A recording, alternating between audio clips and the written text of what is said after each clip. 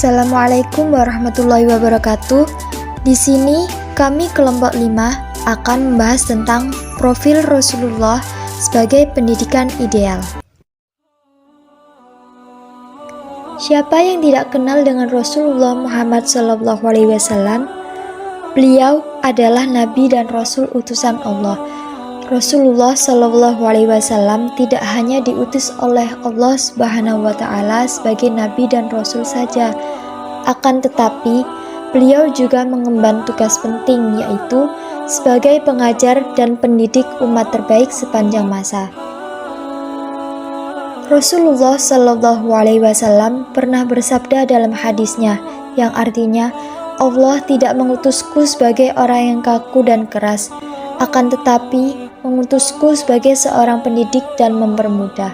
Hadis riwayat Muslim.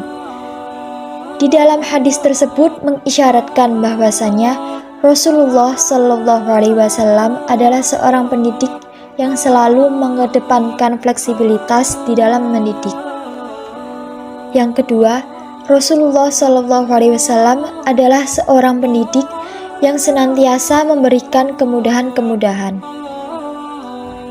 Kunci utama keberhasilan Rasulullah SAW dalam mendidik adalah karena beliau senantiasa memberikan kemudahan-kemudahan bagi para sahabat yang beliau didik. Kemudahan tersebut terimplementasi ke dalam metode-metode atau teknik-teknik yang beliau gunakan pada saat mendidik. Sehingga cara mendidik Rasulullah SAW dijadikan sebagai salah satu prinsip utama dalam memilih metode pendidikan. Metode-metode pendidikan apa saja yang diterapkan oleh Rasulullah SAW dalam mendidik? Yang pertama, metode ceramah. Dalam menyampaikan pesan melalui metode ceramah, Rasulullah SAW menyampaikan dengan pembicaraan yang jelas, mudah dipahami, dan diulang sebanyak 3 kali. Tujuannya agar dapat dipahami dengan mudah oleh setiap orang yang mendengarkannya. Yang kedua, metode tanya-jawab. Metode ini digunakan oleh Rasulullah SAW untuk mengundang rasa ingin tahu para sahabatnya dan memberikan pengajaran berdasarkan masalah yang dimiliki oleh para sahabatnya. Yang ketiga, dialog. Misalnya, dialog antara Rasulullah dengan para sahabat untuk mengatur strategi perang. Yang keempat, metode perumpamaan. Yang kelima, metode demonstrasi.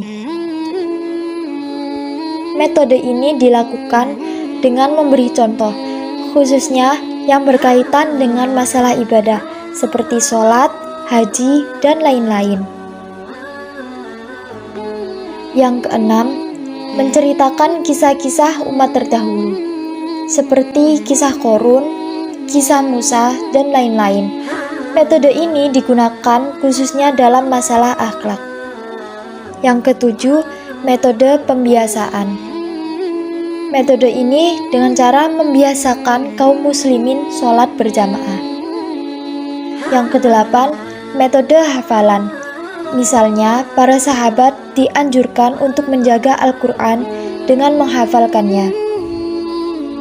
Pendidikan pada masa Rasulullah SAW dapat dibedakan menjadi 2 periode, yaitu periode Mekah dan periode Madinah.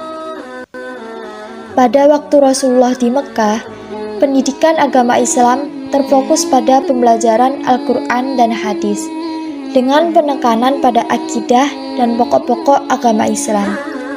Ini mengingatkan pada masa itu dibutuhkan penanaman keyakinan yang benar kepada Allah Subhanahu wa Ta'ala sebagai Tuhan yang Maha Esa.